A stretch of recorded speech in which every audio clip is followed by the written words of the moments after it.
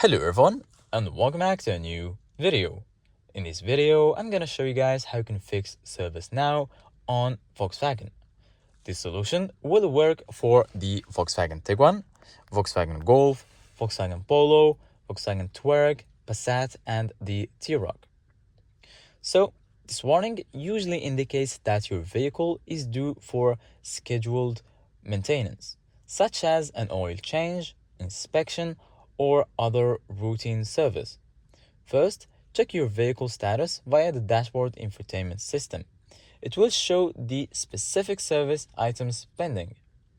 Perform the required maintenance, like an oil and filter change, tire check, or fluid top-ups. This ensures the vehicle system are in proper working orders before resetting the warning.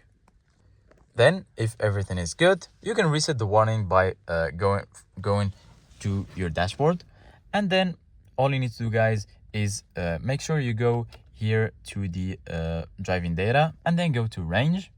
And once you're here, make sure you click on the OK button, give it a hold click for like a good 5 seconds like this, and then release the button. Then you're gonna find this menu right here.